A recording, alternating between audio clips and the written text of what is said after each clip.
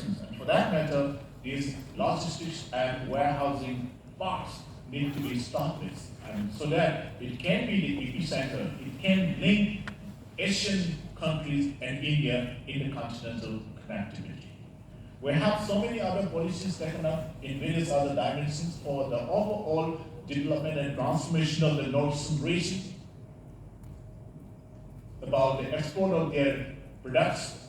And we have the physical, agricultural, organic, and so on and so forth.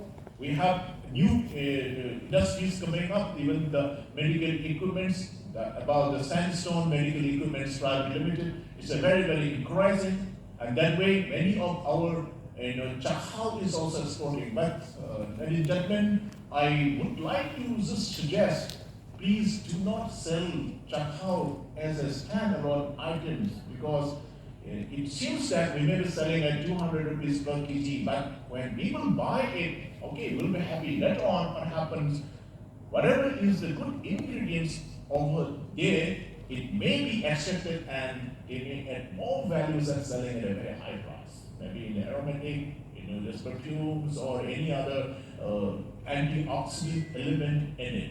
So that's why we need to do a little bit of research in it, the ingredients content in it, and with little bit of value addition, if we sell it, we may be able to sell at a very, very attractive price. So that's why let's think over innovative ideas and creative inputs in whatever business we do. That's why we can stand out in the competition we may be experiencing in the global level. So that's why competition is a must. We have to face the competition, and for facing the competition, the only area which we can do it, we have to make our products distinctive.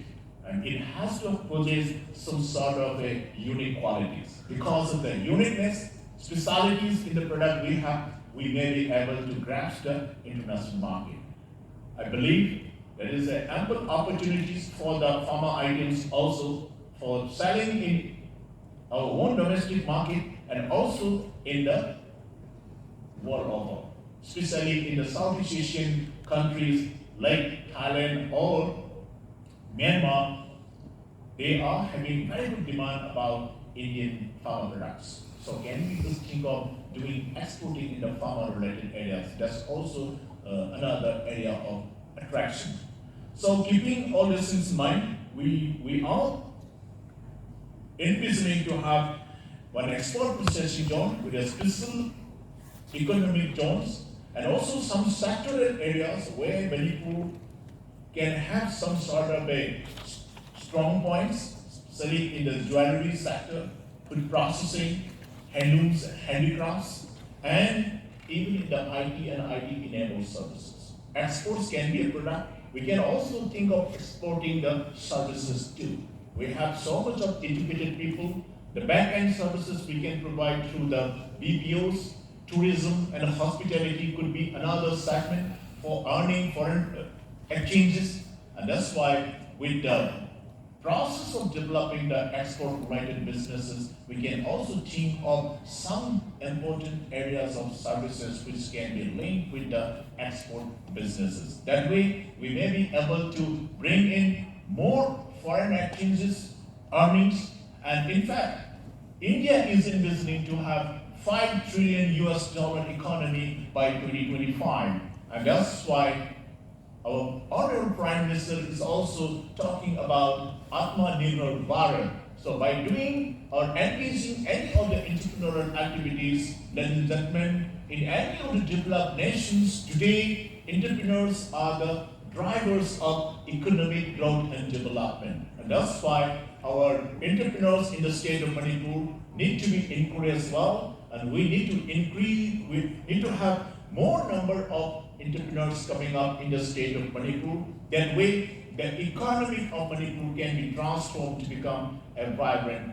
economy. And even in the export sector too, by 2025, at least $1 trillion economy, amounts is envisioning to have in the export segment. That's why, out of which, how much we can just participate, that should be our target. So let's identify the potential areas, let's support each other, let's try to educate ourselves. Let's try to have more skilling in the export documentation and procedure and various other nitty-gritty aspects which we are supposed to comply with. By doing all these things, probably all the entrepreneurs operating in the state of Manipur can think of becoming one export unit in their respective trades or the products. That way, it will be able to contribute much in the economic growth and development of their state. And in the years to come, our state can become an economically vibrant, economically self-reliant state. And that is the kind of a dream we can have together. And if we pull our heads together, I think many things can be made possible. And there are so many agencies from the government of India, like PO, then DGFT, and even for the insurance, and various other aspects which we can just tie up with these agencies, and including even the Exim banks, if they are coming over here in the state of Manipur, opening one branch and providing some sort of incentives and finances for the export-related businesses, nothing like that. We have all the potentials to grow. And I wish today's mega export conclave definitely will showcase some of our good products prevalent in our state, and some of them are having very good potentials for exporting. Let's encourage them. Let's try to roughen all the diaspora residing in the land and bread of the world, and that way we can promote together, and in the years to come, Manipur can become a very, very vibrant state. I wish all the entrepreneurs all the best, all the organizers, and we can make Manipur a very, very vibrant and a changed and a transformed state in the years to come. Wish you all the best. Thank you everyone.